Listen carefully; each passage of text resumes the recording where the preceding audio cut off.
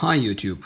Today I want to show you one of the coolest emulator front end for the RG350. It's called EmulationStation and it supports a whole bunch of emulators that are also running on this little device. Let's get right into it. I already installed it to my system, so I switch over to emulators right there and switch to EmulationStation that I previously installed here, and just go ahead.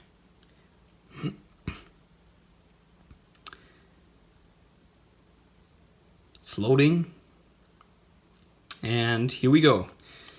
As you can see already, it's a pretty nice front end, and I installed some emulators here, like the Super Nintendo emulator, Gameboy emulator, and I think this is the section for the pre-installed applications on the device. If you want to check it out, we're just gonna dig in, but before let's switch to the menu and see what we get there. Trying to correct the focus there. So the first entry in the main section is a scrapper. That scrapper would download content like pictures or art boxes and some little description text for your games that you already installed as a ROM on this device. But since the RG350 doesn't have any connection to the internet, this feature is not working on the device. So let's skip it for the moment. I will later tell you how you could add box arts, description text manually, but for now, let's skip this. You could also enter the sound settings, adjust the volume of the internal sound here, or just completely disable sounds. On the UI settings, you can set the screensaver activity after like a couple of minutes. This is the default setting, set to 3 minutes. You could set it a little lower, but I like the default setting, and the behavior of the screensaver. So the screensaver right now here on my system is just gonna dim the display. You could also just go and switch instantly to black, but I like the dim effect. It's very cool. You can also set the frame rate being shown in the display, but I don't like it for playing games. It just disturbs. A on-screen help. For now, since I just installed this, I like to have the on-screen help available, as well as the quick system select. And here we go for the transition style, which means whenever we switch in between emulating sections here in the emulation station, it fades over. You could also make a slide, so the display will slide over, but I also like the fade effect for this. The theme set, currently set to simple, which I prefer. There are several others. We could try them out, like simple, CGW. So we going back. You see, you get this little nice menu. These are the applications and games installed on the device itself, and you can see I got 48 games available for this emulator. I got 35 games available for the SNES, and I got 18 games available for the Gameboy system. So this is the UI setting, but let's go switch back. You can play around with some default thing. I like the simple, like this. I think it looks pretty cool. Okay, let's go a little further. You could configure the input, so the buttons on the device can be set individually. I like the default setting. I already configured it to my system, so I'm not going to do it right now again. So I'm going back, and let's switch back to the emulator itself. Let's go and try some games. Like, let's go for a Game Boy game. Just start it. You get into the section where you can see your ROMs, And yeah, let's go ahead with Mario Land. Okay, it's already started. Let's start, and here we go. Oh man, I love that sound.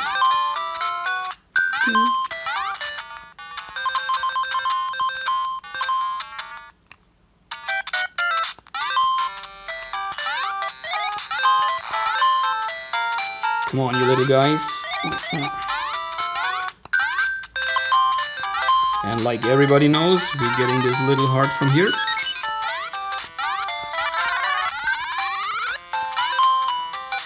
Oop. Okay, I'm gonna quickly make it through the first level, so you guys get an impression. So like Game Boy games run pretty smooth. I mean, it's not depending on the emulation front end, it's just depending on the emulator you use, and these are the default emulators that are installed on the system. To make them available in EmulationStation, you need to put them into a different folder to make them available, but I will show this to you in a different video. For today, I just want to show you... Oh, nah. Okay. Let's go back. Here we go.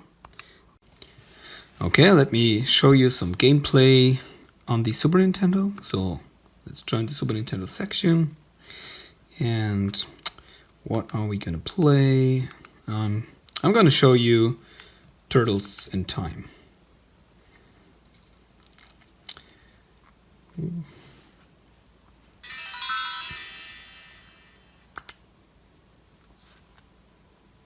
Okay.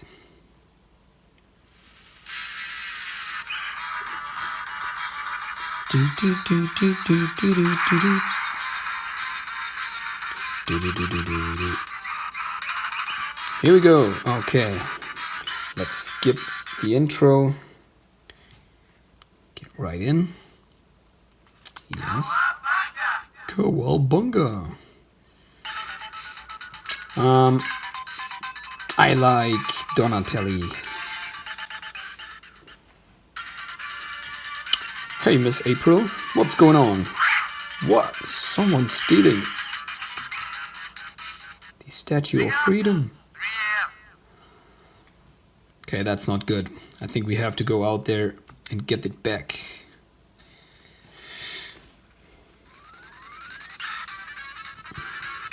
Woohoo! Okay.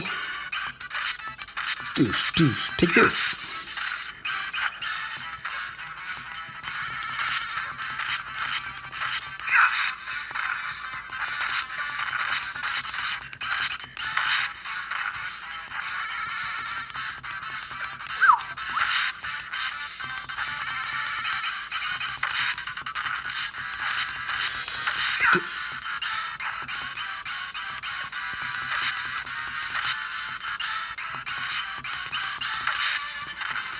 Gotta keep these guys on distance.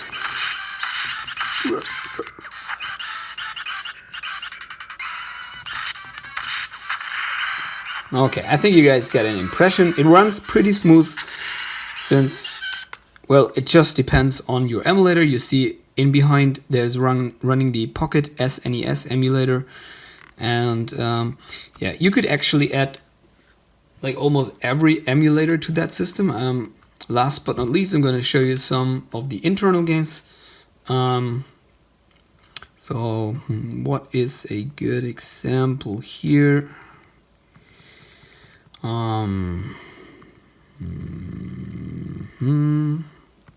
There's a port of Metal Slug.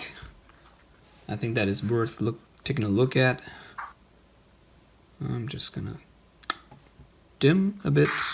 Okay, here we go. Start right ahead.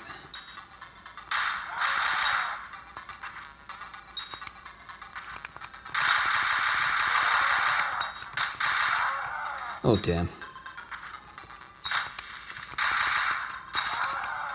Oh, really? Come on. Okay. I'm a pretty bad Metal Slug player. Okay, now I got the big guns. Things gonna change now. Die, tank.